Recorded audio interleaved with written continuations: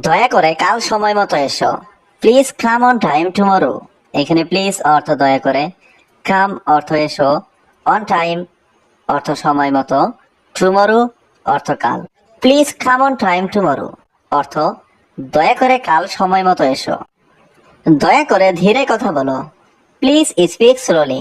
এখানে প্লিজ অর্থ দয়া করে, স্পিক অর্থ কথা বলো, স্লোলি অর্থ ধীরে। প্লিজ স্পিক স্লোলি অর্থ দয়া করে ধীরে কথা বলো। সে সব সময় কাজে ব্যস্ত থাকে। He is always busy with work. এখানে হি অর্থ সে, অলওয়েজ অর্থ সব সময়, বিজি অর্থ ব্যস্ত, উইথ ওয়ার্ক অর্থ কাজে।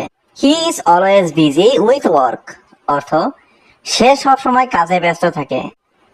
আমার কাছে পর্যাপ্ত টাকা নেই। I don't have enough money. এখানে আই অর্থ আমার, ডোন্ট হ্যাভ অর্থ নেই, এনাফ মানি অর্থ পর্যাপ্ত টাকা।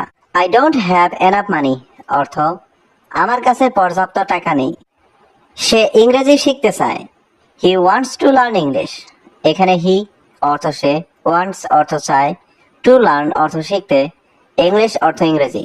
He wants to learn English অর্থ সে ইংরেজি শিখতে চায়। অনুগ্রহ করে জানালাটা বন্ধ করো।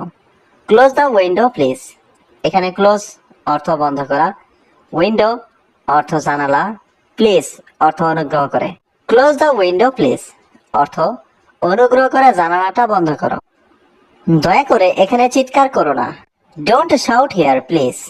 এখানে ডোন্ট শাউট অর্থ চিৎকার করো না, হিয়ার অর্থ এখানে, প্লিজ অর্থ দয়া করে। ডোন্ট শাউট হিয়ার প্লিজ অর্থ দয়া করে চিৎকার করো না।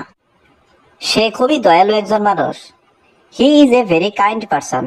এখানে হি অর্থ সে, এ অর্থ একজন, ভেরি কাইন্ড অর্থ খুবই দয়ালু, পারসন অর্থ মানুষ।